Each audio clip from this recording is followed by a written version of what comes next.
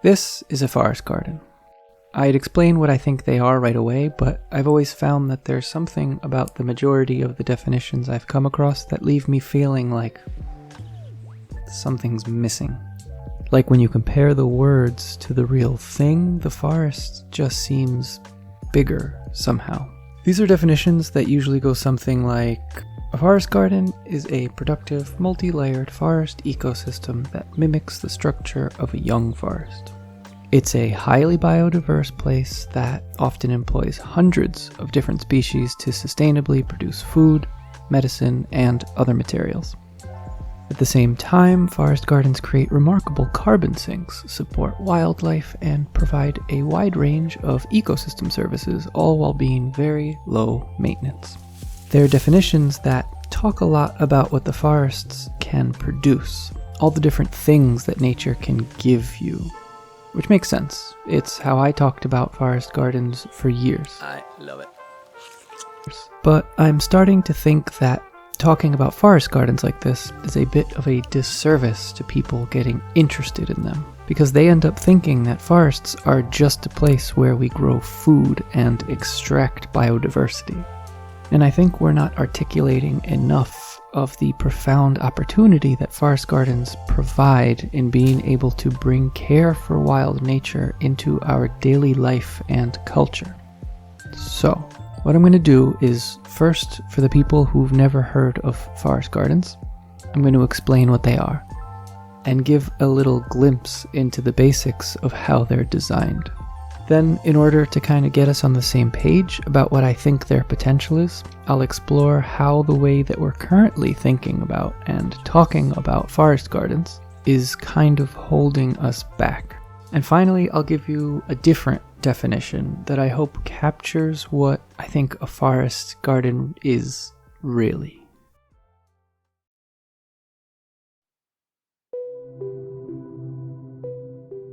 Let's start by looking at a forest garden's conventional design.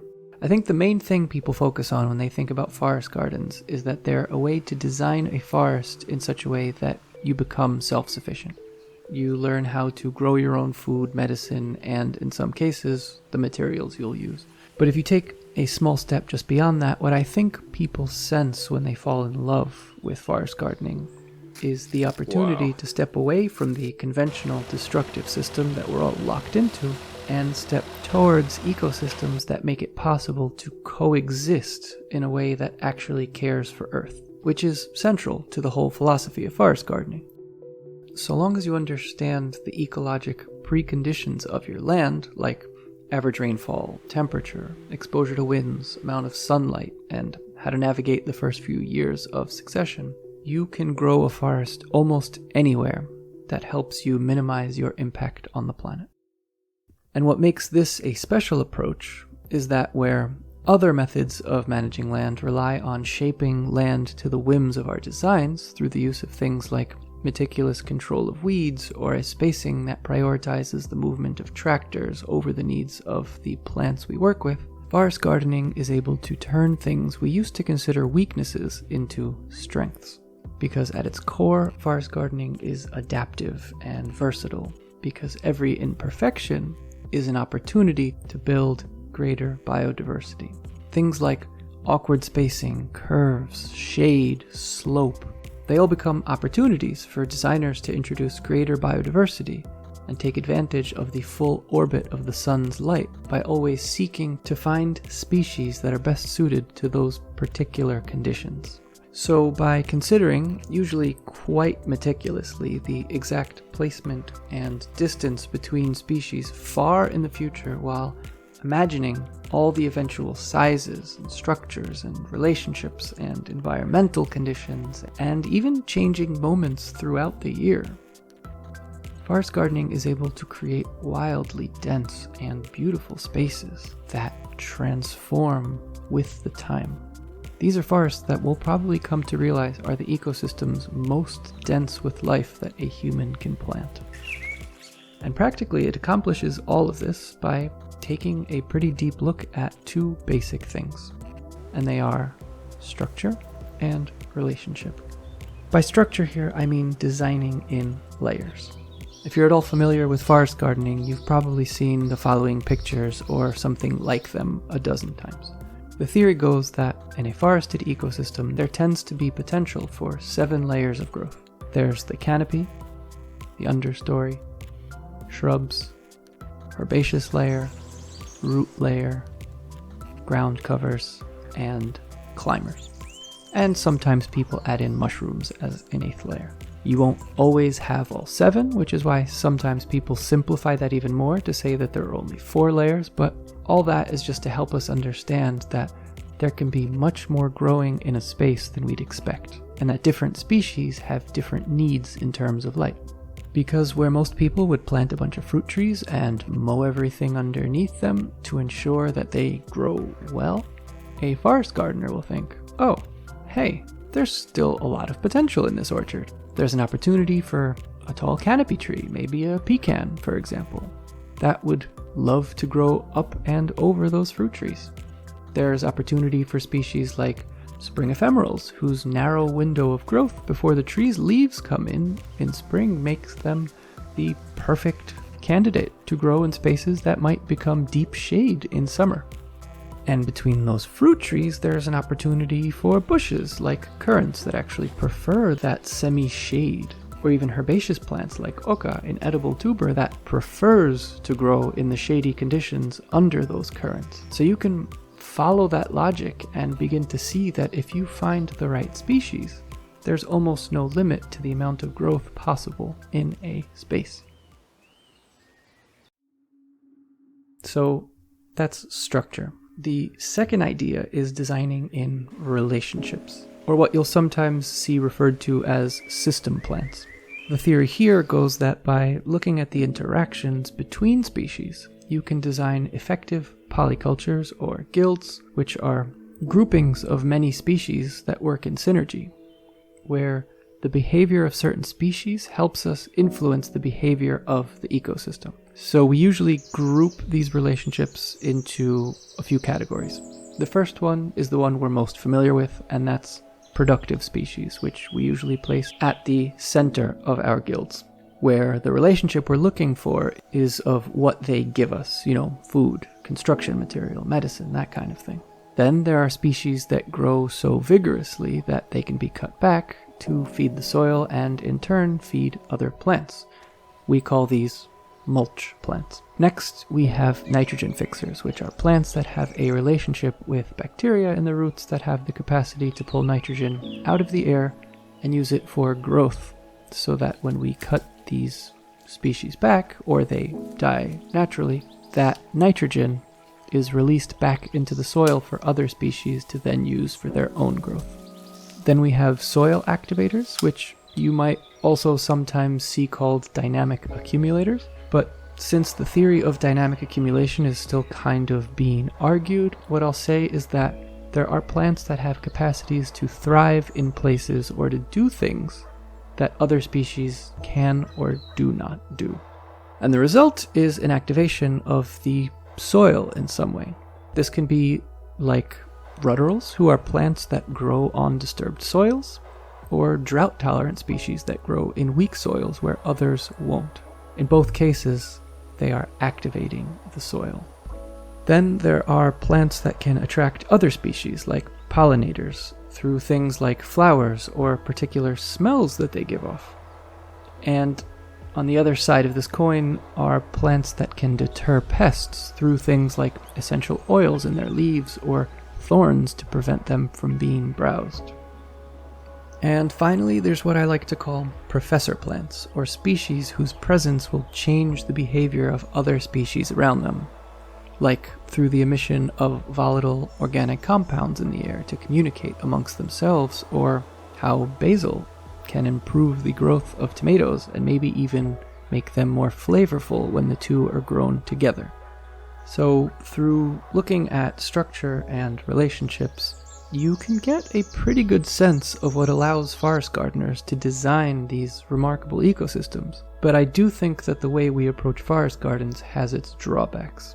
And that's what I'd like to get into in part 2.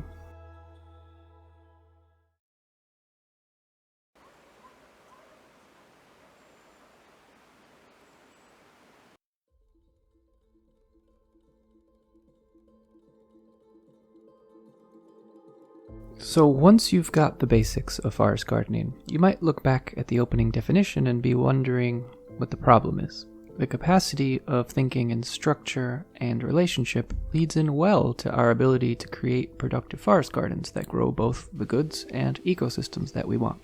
But for me, the weakness of that definition that I was talking about at the beginning isn't about what's there, it's about what's missing. And maybe the best way to see what's missing is to jump into a few of the limitations in the way we approach and think about forest gardens. And there's plenty, but I'm going to focus on two main limits here. The first is that we're avoiding the fact that we don't really know what we're doing yet, and that stops us from exploring. We focus so much on the theory of structure and guilds and the amazing results of the handful of forest gardens that exist that we're distracted away from remembering that forest gardening is still relatively new. Even the world experts have at most about 25 years of experience, which sounds like a lot, but with each forest taking anywhere from a decade to 100 years to mature, the cycle of deepening knowledge is pretty slow. It's not like studying a bean where you can grow them in a lab every 3 months and within a few years you know what you need to know in order to grow them reliably. It's possible to ask a forest garden a question when you are young and only get an answer when you retire. What I mean is that we think we're in the nanochips and self-landing rockets phase of ecologic technology, but in reality we're in the steam engine and dirigible phase. It's really early days. If we knew what we were doing, more people would actually be living off the forest, and very few people actually are. The potential is there, but we're not at our potential. Our understanding of structure and relationships, as well as the other 1,000 things that can help build a healthy forest, is limited at best. And it's blocking us from exploring the complex web of interactions between hundreds of species, each individually behaving differently depending on the context in which they grow, which means that there's an almost infinite variability in forest gardens. Learning how to navigate that isn't something we're going to figure out in our lifetimes. And that would be fine if we could take on the role of explorers and be open to changes and navigating that complexity. But the reality is that the majority of people who teach forest gardening, not all people, but the majority that I've come across in real life and online, are people who've planted a few trees, sometimes barely taller than they are, who are talking as if they're experts. And I've been guilty of that for years, which is why I know how absurd it is to talk with authority about a multi-generational project with only a few years of experience beneath your belt. Especially in Europe, where I live, where most, if not all, traditional knowledge of ecology that might have informed our work has been lost to time. Which is all to say that there's so much hidden potential to forest gardening that we're simply ignorant of, because when most of us design forest gardens, either for ourselves or for clients, we're not trying to navigate the uncertainties of nature. We're trying to give people what they want, which is guarantees, which are quick and easy answers in a discipline that isn't about guarantees and easy answers. It's about building and understanding complex relationships. And the longer I spend with forest gardens, the more I realize how limiting it is that the majority of forest garden content is about training ourselves to be the people who know best, who know every species, where to place them, and how to get them to produce, which is all vital and important information, don't get me wrong, but these days, I'm finding it much more enriching to learn how to take the hit to my pride and accept that I don't know what's best. That the challenge of forest garden design is about standing in that forest day after day for years until I can get comfortable in the discomfort of nature moving slower than I'd like, or doing what nature deems best, to move away from what I want from an ecosystem and towards being open to the changes and connections that the ecosystem needs to evolve and adapt through the years and decades, even if it's far away from my initial design. What I'm saying is that I don't think we have a clear vision of where forest gardens are going, but since we're convincing ourselves, and worse than that, we're convincing each other, that we know exactly where we're going, we're being held back from letting forest gardens evolve into something much richer. The second limit, and this is one that I think stretches clear across all kinds of land care, from conventional agriculture all the way to regeneration and most organic practices, is that we're still putting ourselves first. Even though we're engaging in an ecologic activity that is for nature, we're still placing ourselves separate from and above nature. And this has a waterfall of downstream negative effects on not just ecology, but our psychology and culture, which I'll get into in other videos. But when it comes down to how we design forest gardens, for as long as we continue to put ourselves above nature, we're going to continue imposing a human order on nature, which means that we'll continue to harm nature, or at the very least stand in the way of nature's natural development. We'll do it in a much more clever, naturalistic way, but in the end, what we'll have made is a forest that suits us and our human way of thinking, and where nature ends up losing. For example, when most people talk about forest gardens, they're talking about what they can produce. It's about what nature can give us. Carbon sequestration, food, habitat. It rebrands the exploitative glare of capital and makes it seem beneficial, which creates this sense that the only reason forest gardens can be useful is because of what they give us. It's not about the intrinsic right of life to exist and the privilege of living connected within a healthy ecosystem. It's a transaction. I make you because you feed me or make me money. And that approach seeps into our decision making, because what we're thinking about isn't what's best for the land, it's what's best for us. Which means that our designs become about all the ways the land is going to do what I want it to do, produce what I want it to produce, grow the fruit that I want to eat, put the biodiversity where I want it to be, and manage everything in a way that suits me best, instead of treating nature like a friend and asking what nature wants. And in that way, we're reproducing the same mistakes of modernity that have spiraled us into climate change, where without a clear and equitable relationship between us and nature, we're dooming ourselves to be a civilization based on the continued exploitation of the earth and each other. So what I'm trying to highlight here is that there's so much room for improvement in our relationships, and that despite acting with the best of intentions, there's still a lot of selfishness tagging along for the ride, and that's harming our ecosystems in ways we'll only fully learn to appreciate maybe 20 years from now. I don't know how to explain this other than to say that it's like preparing the healthiest, most delicious organic meal you know how to make. But while you're cooking, you're chain smoking the whole time. It's great that we're eating healthy, but it's all gonna taste like smoke, and you're still probably gonna die young. Our individualism is that smoke. Our belief that humans are exceptional, better than nature, separate from nature, it seeps into our decision making and cripples our ecosystems from reaching their full potential. I'm anticipating that a lot of people might get quite defensive here, or just shrug me off thinking that I'm wrong. But all I'd like you to consider is that the limit I'm talking about is a small but meaningful shift away from the question, what do I want from this ecosystem, and towards the question, what's my way of relating within this ecosystem? Because often when we think we're asking in our designs, how do I let nature lead? What we're really saying is, how do I want nature to express itself? But if you can make that small shift, you might find that your projects turn out different.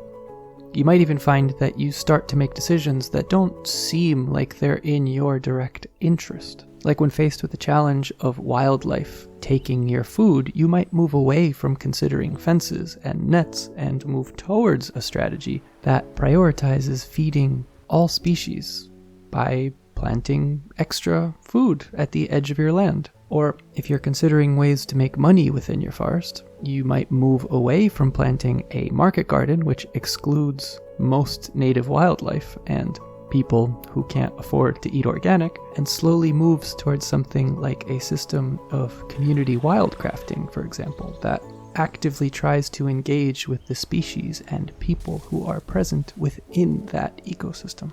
In essence, it moves us away from our colonial relationship, where our privileged position as the human at the center of an ecosystem gives us the right to shape the world, and moves us towards a co-creative landscape in which sometimes a slug's opinion about the future of your land matters more than yours. And it's this kind of thinking where we approach the forest in order to learn from the forest that I think unlocks the full potential of forest gardens.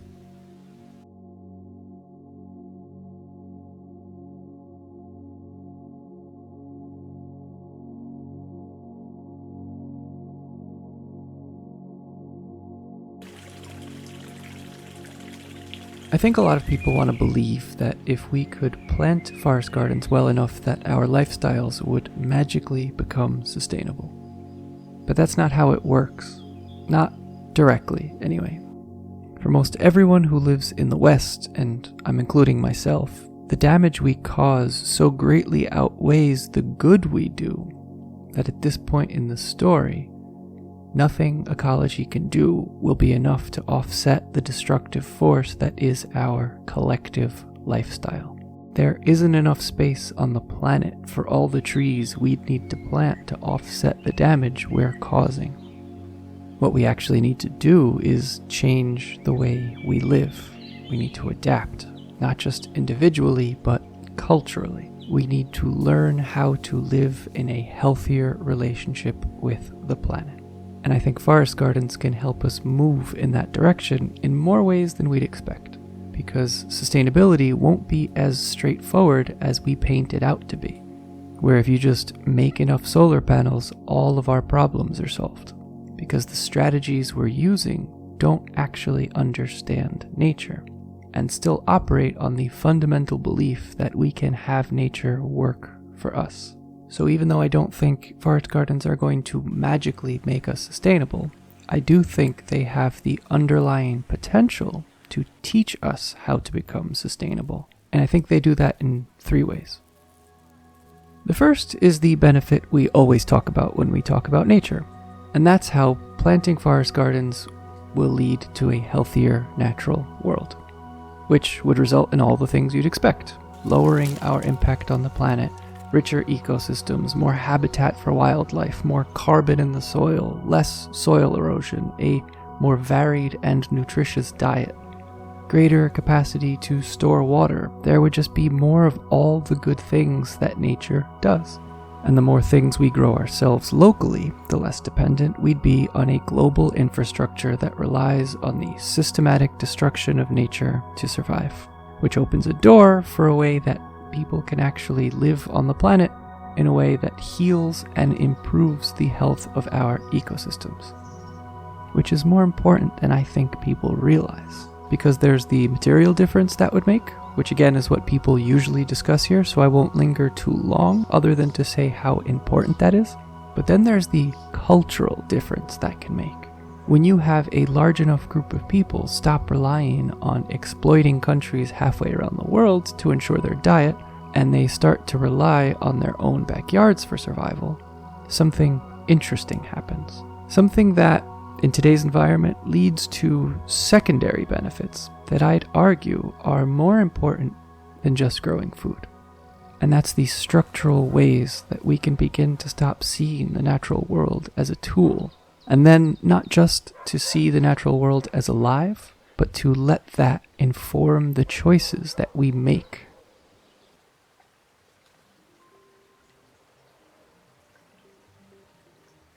So the second way that I see forest gardens helping us is simply by being a teacher that helps us learn the ways of nature. It seems crazy to me that a majority of us don't understand in any real way how reliant we are on Earth. I've met several people over the course of my life who genuinely thought that milk comes from a supermarket, which isn't to shame them, but more to point out how we've failed them. Because, of course, they don't know where milk comes from. They don't have a relationship with nature. We are so isolated from the impacts of our choices that we don't have to understand nature is alive in order to live our lives. It doesn't help most people in any real, practical way to know where milk comes from. And despite how sad that is, it's much sadder that the natural consequence of generations of people not having any real relationship with nature is that the majority of our decisions are taken by people who don't understand the natural world, and definitely don't understand the consequences of their choices on the natural world. So anything that's capable of bringing people back into understanding the consequences of our choices is tremendously important. Because if we're going to continue to make sweeping changes on the planet, and with the risk of climate change biting at our heels, that's definitely what's going to continue to happen, we're going to have to learn how to understand nature in order to make choices that might actually heal the planet in any real way. I don't want to paint forest gardens as the only way to get to this point of understanding nature. There's a bunch. But in the book Tending the Wild, Kat Anderson writes, "One gains respect for nature by using it judiciously. By using a plant or an animal, interacting with it where it lives, and tying your well-being to its existence, you can be intimate with it and understand it." That respect for nature is what a forest garden offers better than anything else.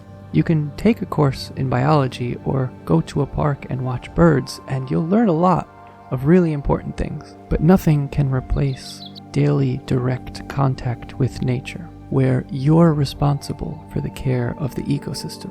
You form an active relationship that entangles the fates of real animals with your own. If when I go into the forest to manage some growth at the end of the season, I don't leave enough nesting sites or thickets or branches for birds to rest on, I know that I'm putting the birds' lives at risk because I'm opening them up to neighbors' cats on the prowl. Knowing that these birds are dependent on my choices for their lives brings home the importance of my actions in a whole different way than passive bird watching. In a forest, I'm in that sort of relationship with hundreds of species, where we're all reliant on the same fruit and nuts for our survival. And if I'm observant enough, I'm constantly aware of how my choices are either continually improving or destabilizing those relationships. And that awareness of the health of the relationships between all species, well, it trains me to see and interact with the world ecocentrically. An ecocentric view is exactly what it sounds like. It's a view of the world where there is no single species at the center, but instead, it understands that there is no center, that it's the interactions between the whole web of life that shape the world. And it's that ecocentric worldview that forests bring us that might be their most important gift. Because I'd argue that our current struggle for sustainability and the central challenge standing in the way of sustainability is that we're trying to do it in a way that keeps the human at the center of all things. And while we're convincing ourselves that climate change can be solved through carbon, we're letting ourselves ignore the underlying problem that climate change is a direct result of the fundamental abuse of Earth on almost every level of our civilization. From the smallest of each of our individual choices all the way up to the biggest collective choices made by every corporation and government. But an ecocentric worldview here can be medicinal, because once you understand that what matters in the health of the planet are the myriad relationships of entire ecosystems, you begin to not just understand but feel on a gut level that what hurts a salamander or a caterpillar or a spider also hurts you. And that brings the goals and needs of people into alignment with nature's goals and needs, which is deceptively important. That understanding of nature brings nature's needs into sharper focus, where it becomes hard to make choices without considering nature first. And right there is the third benefit of forest gardens. It's their capacity to bring about a root-level change in our view of ourselves and of society based on the way that we approach nature.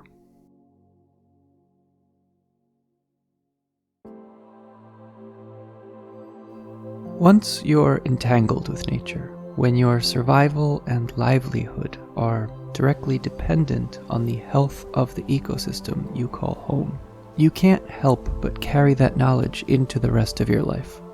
And it matters what you choose and do, because you can feel the effects of your choices and care about how they're affecting nature. And when you care about nature, you'll naturally start to wonder about what it would look like if people actually left things better off than they found them, and how different that would look from what we're currently doing. And wondering about that is another way of asking something that to me is incredibly interesting, and that's, how can people be a keystone species? It's a question you can only really ask if you're committed to understanding nature from within. Because since it's a term we usually use to describe other species, just by using it you're forcing yourself to see people as what they are, not a passive observer watching from the sidelines as a lot of conservation seems to want to make us, and not someone in charge, but just another animal within the ecosystem, dependent on and subject to natural forces. A keystone species, for those of you who aren't familiar with the term, is a species who binds an ecosystem together, whose presence guides that ecosystem towards a greater resilience and a biodiversity that wouldn't be possible without them. Think about beavers with their dams, sea otters in the kelp forest, or elephants in the savanna. These are species who create ecosystems that wouldn't be possible without them and allow for greater connectivity, habitat, and opportunity for plenty of other species. And I think what you get when a human being begins to try and behave as a keystone species is a forest garden. It is a habitat that emerges out of people attempting to live eco-centrically, where they aim to accept their role as participants in the vast web of ecology and take responsibility over how their lives affect nature. And if you can learn how to do that, to care for people and planet, well, that's a powerful lesson to carry around. If you know how to worry and care about the well-being of everything and everybody you meet, and not in shallow, performative ways, but if you tangibly understand that their well-being is your well-being, well then think about the effect that would have. Think about how that would inform our choices, not just personally, but culturally. If you could bring that ecocentric understanding of nature to the challenges of not just spotting the harm we're causing, but creating healing alternatives that don't reproduce the same mistakes of modernity, I think most of our current strategies for dealing with climate change would become almost unthinkable and would either disappear or transform. Let's look at carbon as one of 1,000 possible changes to make. Our current strategies surrounding carbon are problematic. You've got lots of people planting lots of fast-growing trees that capture carbon, but most of the time end up causing havoc on their local ecosystem. You've got factories to capture carbon that can't be scaled up in any meaningful way. You've even got ideas to throw iron in the ocean to stimulate algal blooms to hopefully safely deposit that carbon in the deep ocean, which couldn't possibly go wrong. Even a complete transition to renewable energies wouldn't do anything from preventing people from living in such a way that their choices indirectly cause the ransacking of the natural world, which ends up destroying the ecosystems that capture carbon in the first place. So how do you deal with carbon? Well, forest gardens don't answer that question. What they do is train you to notice how we're framing the question to begin with is wrong. You can't solve an environmental problem by only looking at a single piece of a much larger web of relationships. Inevitably, what you end up with are strategies that deal with isolated parts, but not the root causes that create the problem in the first place. What you end up with is harm reduction, not solutions. strategies that each light their own smaller fire in order to slow down an old, colossal fire. And looking ecocentrically, you'd see that carbon isn't the problem. And quick aside, please don't read that as if I'm saying that carbon's not a problem. Carbon is very important and needs to be a part of the conversation, because we need to lower the amount of carbon in the atmosphere. That's undebatable. I'm simply saying that centering carbon is a mistake, because it distracts us from talking about the real solution, which is dealing with the thing most responsible for destabilizing the planet: modern human lifestyles. And the fact that we can't talk about changing the way we live in any substantive way is just another example of that human-centric lens, where it's assumed that people are the center of the universe, and of course we can continue living however the fuck we want, just so long as we do it with better technology. So forest gardens train you to ask a different question, one much more likely to lead to healing results, which is, how do we, individually and collectively, learn to live within our means? And you might find that trying to answer that brings us places that are much more likely to heal than artificially capturing carbon, because they wouldn't be able to ignore that what we need is to rethink the ways we interact with the world, to approach the relationship with a concern and understanding instead of domination, and in that way to fundamentally transform and reimagine our civilization to be a force of healing on the planet. So, keeping that all in mind, here's my definition of forest gardening, one that I'm sure will be forgetting elements that other people might include, and including elements that you might disagree with. So feel free to suggest changes in the comments, but for now, my best attempt goes like this. Forest gardens are a symbiotic relationship between the caring touch of wild people and wild nature.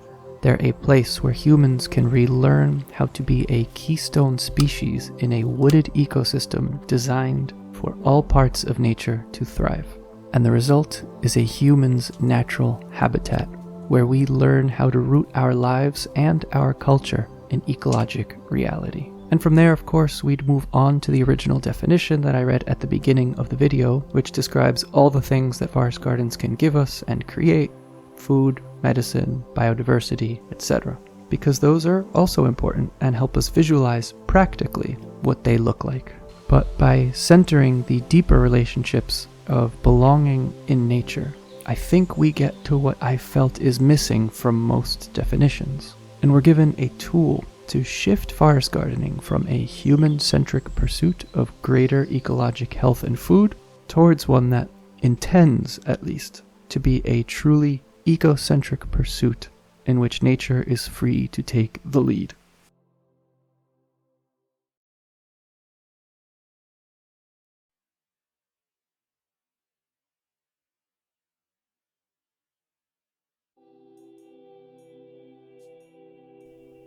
By this point, you might be wondering how to put it all together. Where does it get us to design within those limits and with all that potential in mind? It's cool that I've got these nice ideas about being a keystone species, but what happens when we actually do it? How does it help us heal the damage we've caused? The answer to that for me is one of the hardest things to explain, and perhaps one of the most disappointing for you, because I have to tell you that I think it's my responsibility to not answer that question. What's more, I think it's irresponsible to answer that question. So, I think I can give general directions, but as for getting into specifics of how to heal the world when you operate within those limits and towards that potential, well, that's the whole point. The future of forest gardening is about figuring that out.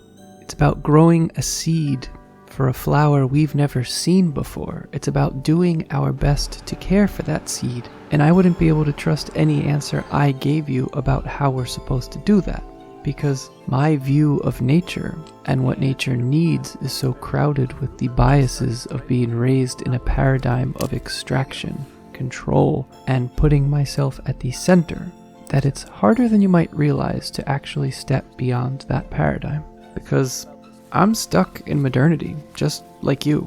The clothes I wear, food I buy, goods I consume, they're all subsidized by ecocide, exploitation, and a dozen other crimes before they get to me. Everything I say is in the language and culture whose thinking makes that all possible and accepts that that's the way of the world. I mean, I could stay in that vein and paint a vision of people living among gorgeous forests where we free ourselves from that loop and all of our actions are sustainable and beautiful and birds sing on our shoulders while we harvest physalis and figs.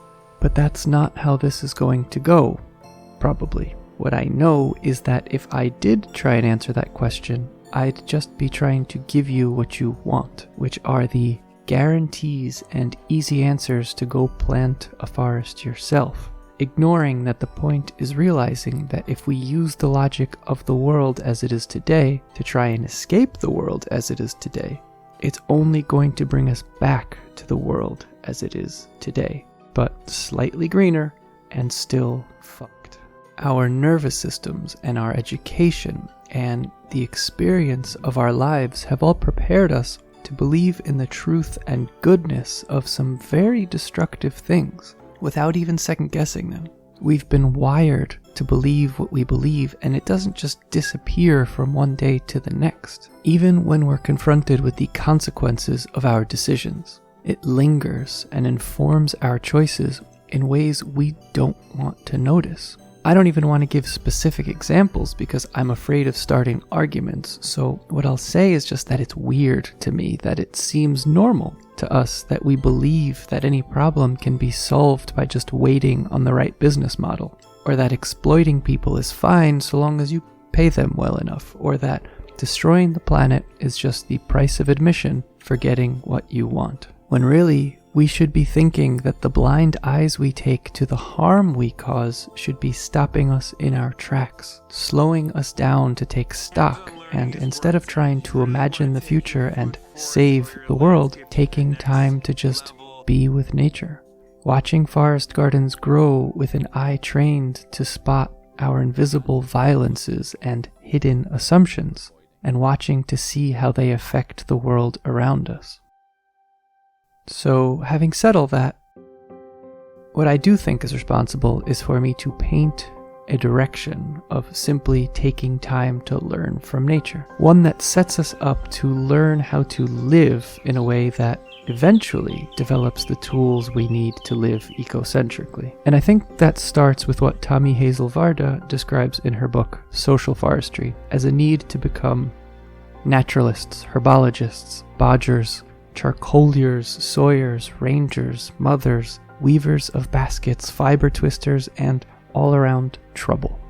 It starts with returning a whole set of trades and crafts and artisanal relationships of people to a healthy forest, where in order to learn about nature, we need to find ways to spend time within nature, which means learning to make ourselves dependent on nature.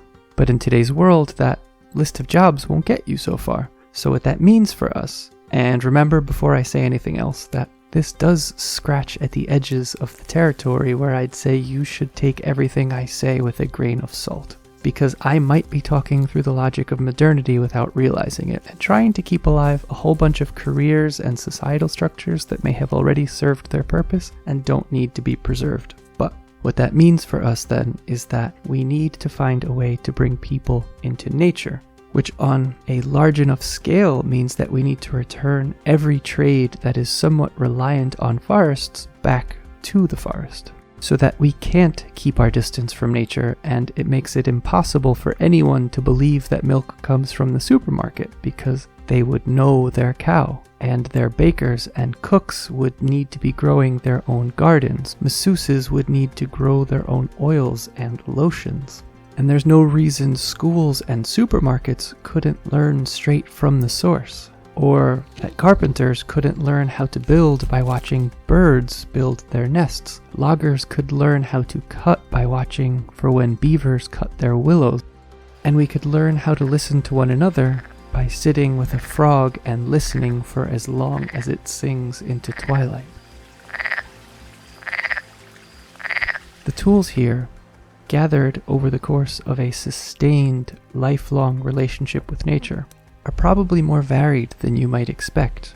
And of course, we'd probably start by getting better at growing food without causing harm, but more importantly, I think there'd be a time where what we learn from the forest is how to unlearn the stories that have guided our lives until this point. The stories of individualism, human exceptionalism, the story that money is more valuable than relationship, or that it's okay to exercise power over one another, so that eventually we could learn new stories. Stories of how to ground a society in reciprocity, of living slower, healthier lives, more respectful of the unique gifts that each one of us have and the unique gifts that nature has. Stories that highlight the value of true collaboration, long-term thinking, or becoming good ancestors.